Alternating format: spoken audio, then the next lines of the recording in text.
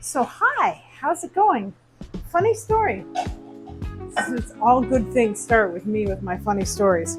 Um, Tonight, I'm making Asian pork noodly things, except I'm doing them with chicken. I forgot it was chicken. So, in these recipes, the chicken and the pork are interchangeable, and at least for me, they are. So, the noodles that I'm making tonight, they are loosely called Singapore noodles because that's what the recipe calls them. They're not what I consider Singapore noodles because Singapore noodles have curry and they're so good. These are really good. My kids love them. Billy loves them. I like them. They're so nice and easy. So we'll call them Singapore noodles, but they are actually Asian chicken stir-fried noodly things. Much easier. Mary, you said you like that title, so we're going to go with that. So. The first thing we're going to do is we're going to grab our chicken. I had to start with that, didn't I? And we need to soak the rice vermicelli. So normally I would use rice vermicelli. Today I have rice thicker, like a rice linguine. And that's what I'm going to use because I actually went in a deep dive in my cupboard to see what I had. Often I've got little bits of rice vermicelli here and there or rice stick or something, but today what I found was rice linguine. So that's what we're going to use. And you can use a regular noodle, it doesn't have to be a rice noodle. You can use another Asian noodle. They're all fine, but the rice vermicelli really works well with the fried concept. Now, I have issues whenever I do the rice vermicelli because I know that you're supposed to soak them in cold water. And for me, they are never soft. I don't know what it is that I do or how I mix this up, but they're never ever soft. So I soak mine in warm water / hot water. So Oliver, if you're listening to this, I would love to know why my noodles don't get soft when I soak them. So I always have to soak them in hot water. I don't notice that it makes a difference. Like, they always taste okay and the dish comes out nicely. So that's my story and I'm sticking to it. Now, the first thing we're going to do is marinate the pork. So I got my fork. I've got this chicken breast in the middle of the road here. Everything's going to be cooked together though, so it doesn't matter so much.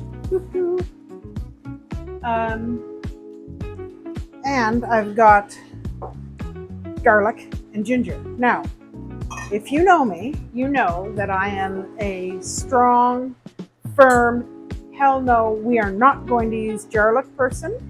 If you use garlic, you must hide this from me because I will not be able to avoid telling you that you should never use that and you're crazy because the flavor is terrible.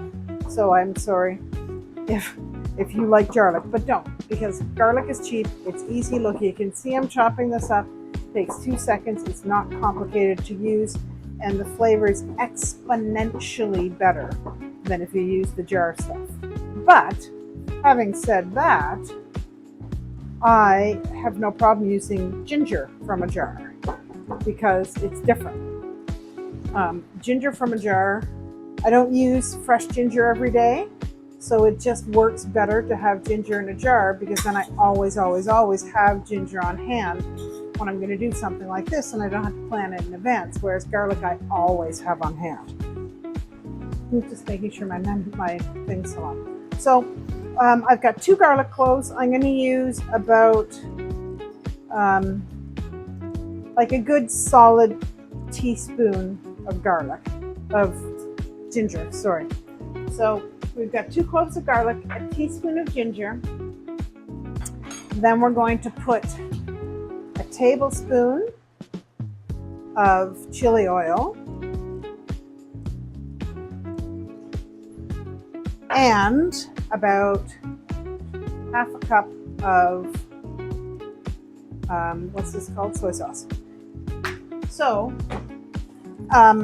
we're going to mix all of this up, and we also get a little bit of brown sugar in it. Let me rinse this. We're going to mix this up, and then we're going to use half of this to marinate the chicken, and half of it we will keep for the sauce when we put everything together. So we're going to use about 2 tablespoons of brown sugar. Just takes the edge off it, sort of mellows the flavor a little bit. I like things sweet.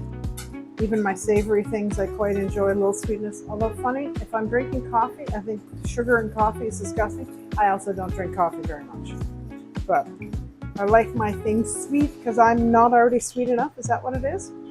Okay, so the chicken. I have my garbage bowl, so I'm just going to trim the excess bits of weirdness off the chicken. And I'm going to take the tendon out of the little, what's this thing called? The little fillet or whatever it is. So if you hold your finger on the tendon and then you just take the knife and you're not cutting, you've got your knife resting on the tendon.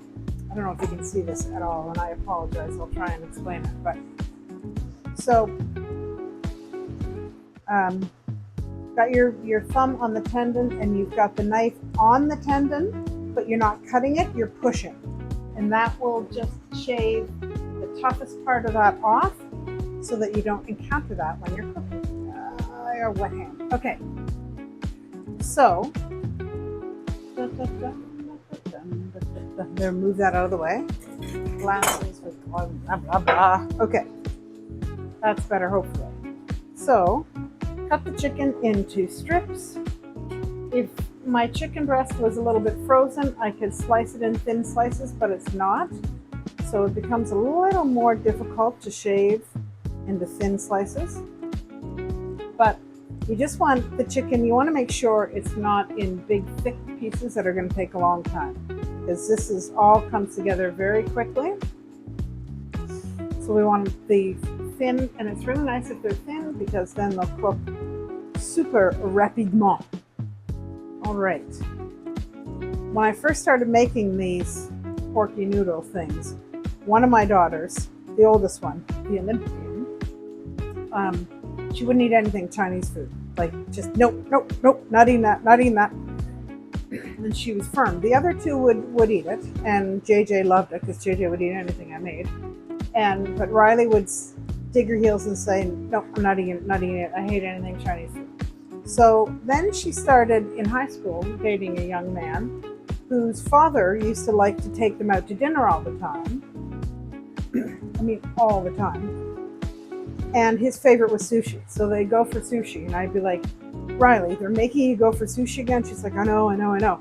But eventually, as chance would have it, she started eating the sushi and loving the sushi. Now she's an aficionado. And now she'll eat anything. And I know it's an age thing, right? You grow up, and a lot of kids who are picky when they're younger, they start eating more as they get older, which is great.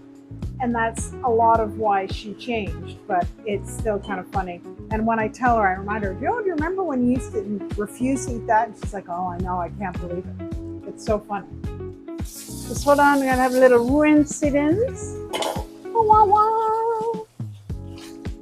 Wipe my counter, get the chicken bits off it. Sometimes I will, if I'm doing any ingredients that are going to remain raw, I'll actually cut the chicken on a cutting board, separate cutting board. But I'm just cutting ingredients that are going to be cooked with this, so it's fine. Okay, so I've got my nice little garlic, ginger, slight a bit of brown sugar, chili oil, soy sauce mixture here. I'll just put a little bit in here. And I'm going to mix it around with my hand, of course, and I'll be annoyed with myself for that. But just put a little bit in, just enough to coat the chicken and really let it start absorbing the flavors. It doesn't have to be much at all. If you put a little bit in and it doesn't seem like it's quite able to coat the chicken, then you can just pour a little second dollop in. I'll put this back on our back table. Check in on the noodles. Oh, look, they're getting nice and soft. I'll break them apart a bit. So you can see they're starting to get soft. And they won't be perfectly soft. You know, there's always going to be a little little hardness or stiffness left in them until you cook them. But the idea is to get them soft. So I break them up a little bit, keep them submerged.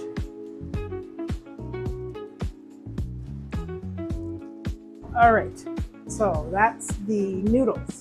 Now, the next thing we're going to do is cut up the onions and the carrots. For this, you can cut the carrot any way you want, but I find it works really nicely when I grate it, because then I get, the chicken or the carrot cooks quickly. It distributes itself nicely throughout the noodles. I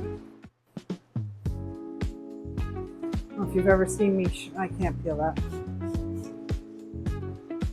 Trying to do it slowly so it goes in the bowl. You know how I like to be in my best behavior.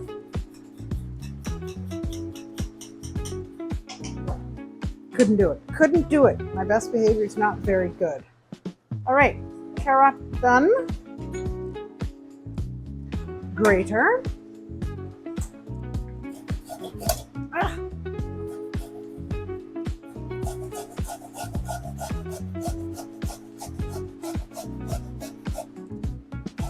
I use it on the big grate, not the fine grate. I use the fine grate for a few things.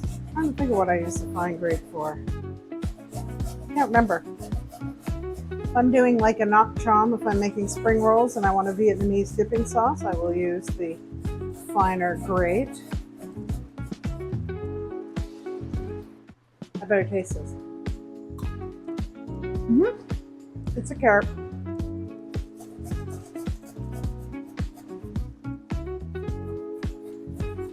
I try not to grate my nails or my fingers because it doesn't add to the meal. Luckily, graters are not super sharp.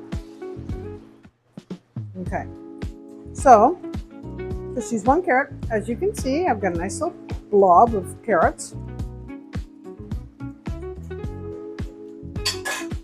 Them back on my back counter. Next is the onion. It's just for quality control too. Yep, tastes fine. So, you've got your onion, you've got your place where it grew in the ground, your place where it sprouted out. So you're going to cut it end to end. And put the bits in the garbage bowl.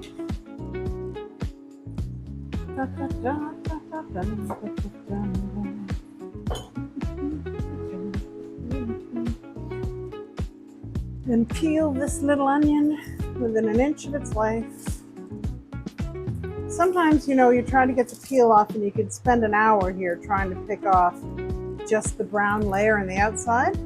And at that point, you have to ask yourself, is my time worth more than that? Can I just take an extra layer of onion off? The answer is yes, you can. So I don't know if I'm going to use one or two, so I'm going to slice it. So remember, the sprouty end, the growing in the ground end, we're going to cut perpendicular to those.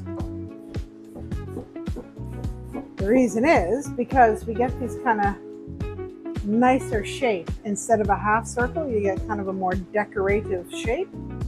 So when you get mostly done, then you can flip it over a bit and finish it off. So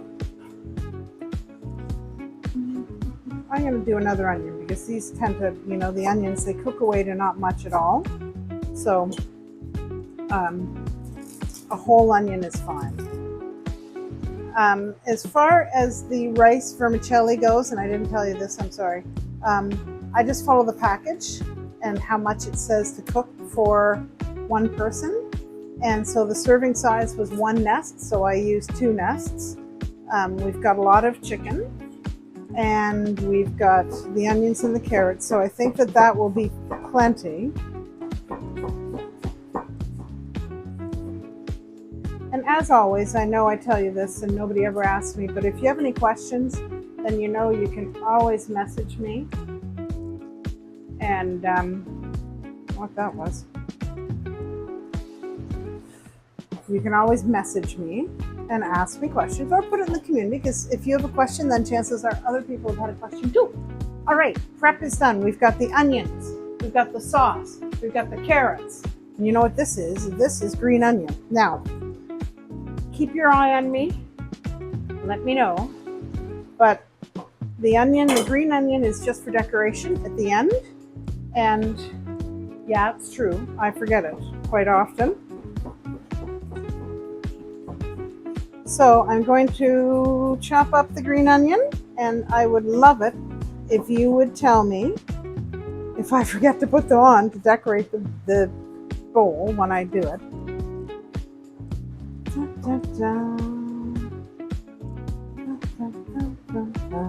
And those are always nice when you're doing the ones for decoration. I love to do them on an angle. I'm just going to move those out of my way.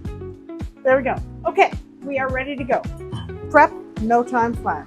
We've got a dish, a pan, turn it on. We want a fairly high heat because we want it to really stir. We want to saute and not boil. So the higher heat, the better. We'll let this heat up for a moment or two because that makes a difference. If you're putting it in a cold pan, it's just going to absorb the fat. I have some oil in the pan.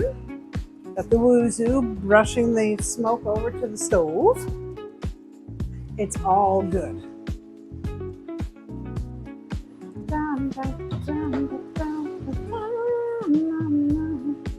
All right. So, the star was here today. The star was gone today. The star will probably be back later. Might not be. I love having the star, but one of my big contributors is off on a flight of fancy to Ireland. And that's probably impacting it because the more you all engage in the community, the higher the community gets ranked. Once we hit 30, number 30 in the category of relationships, then we get the star. But if somebody's, and it's that careful, right? 1 minute you got it, 1 minute you don't. It's all who connects. And I know that somebody came in and connected, a friend of mine who I haven't seen there for ages, and she probably helped bring the star back for a little bit. But then, whoever we're competing against, they might just have a busier, more engaged day. So anyways, I'm not, as you all know probably, I'm not super worried about the star. The star is fun to have, but the most important thing is that you guys are happy and enjoying being in the community. So, all right, I'll just put that in there because I can use that.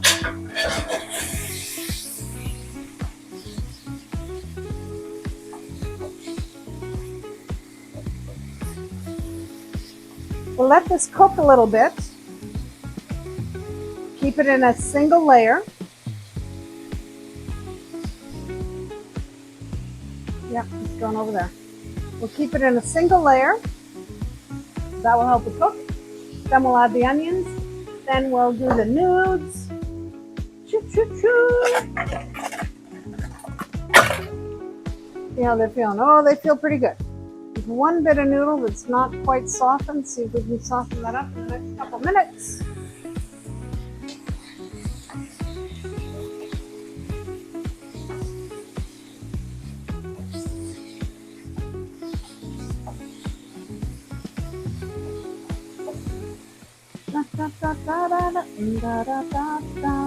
I had to go and say that's my story, and I'm sticking to it. It's a Jimmy Buffett song, and now I'm going to have that stuck in my head.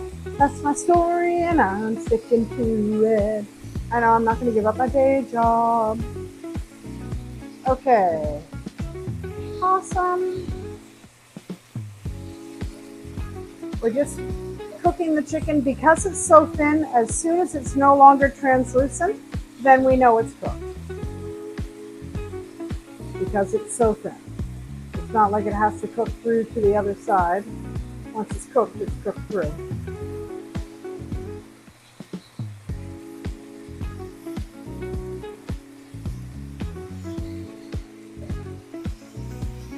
I probably should have drained and patted the chicken down a little bit more, but I think it's okay.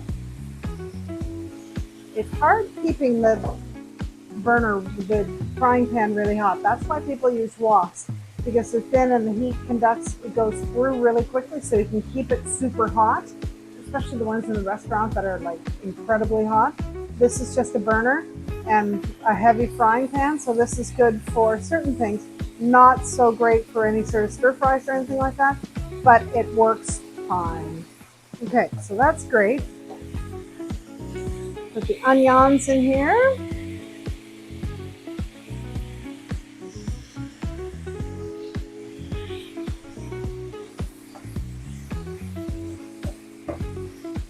Onions will shrink down to not much at all.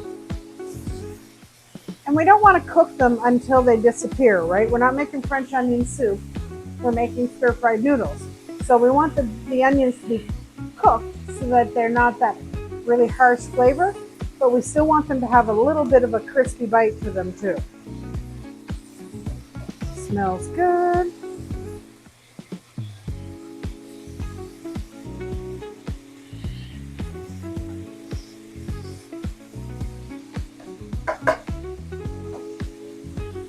I have 2 spring rolls in the oven too, so we may as well, if we're going to do one thing, we may as well have the whole meal deal.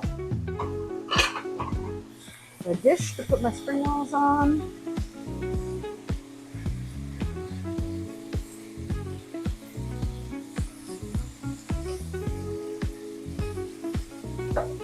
All right, I'm going to put my carrots on top of here. You can add the carrots now or with the noodles, it's really up to you. But I'm just going to let them sit there on top of the other ones. And I'm going to drain my noodles.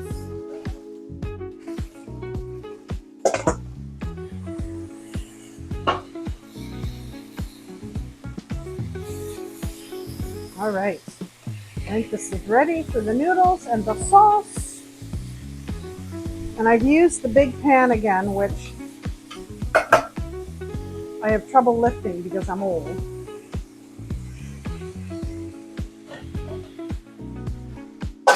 But I like the big pan because it spreads everything out, right? The bigger pan you have, the more things get spread out. If you use a smaller pan, they tend to stick together and you're going to run into issues with it sweating instead of frying.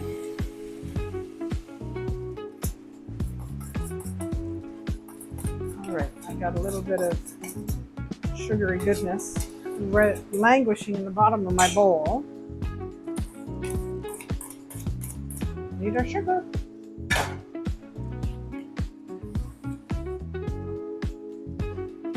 And then what I like to do at this point is move the stuff that was on the bottom, the onions and the meat, to the top so that the noodles are on the bottom.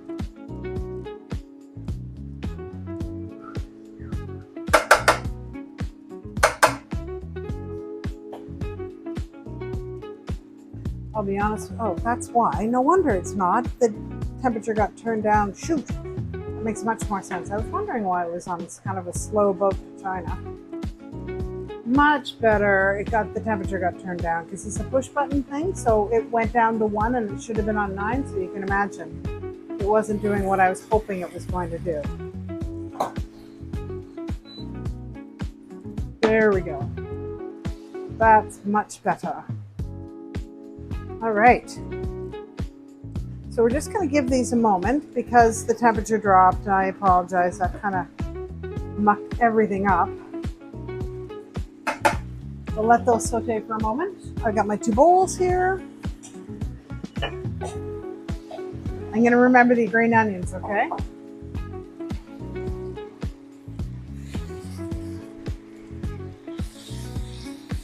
Yeah, so the temperature dropping down to the 1 made a big difference. It made everything start to sweat, so it's no longer frying. I mean, they'll still be good, but it's not ideal. It's not what I wanted because there shouldn't be sauce in the bottom of the pan. It should be moist, but it shouldn't be juicy. It's the same with pasta for Italian meals as well, right? You're not supposed to have any pasta sauce left in the bottom of the pan. It should be juicy, but there shouldn't be an excess of sauce in the bottom. So this was my bad because I didn't notice that the temperature had gone down. But Can you hear it sizzling? Oh, I still got my microphone on. I like to just check. All right.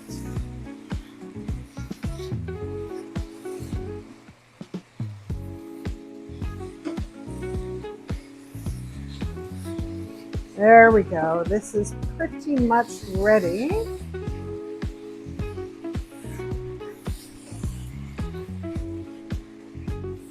No matter how little I do, I always end up with a huge pan, and we don't even need it all. Okay.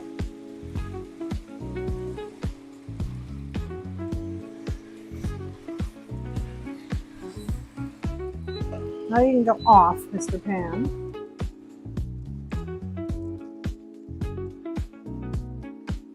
I try to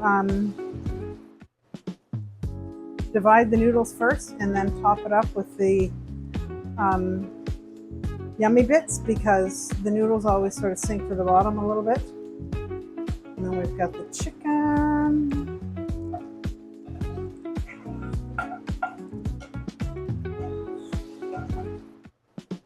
This looks pretty good. And the green onions, which make it look so pretty. We'll pop a color on top, right? And there we go. Super easy, didn't take long. Asian chicken fried noodly things. There you go. So I hope you enjoyed it. As always, pop a comment below if you have any questions, message me, whatever, we'll figure it out. Thanks for being here, and we'll see you again soon. Bye.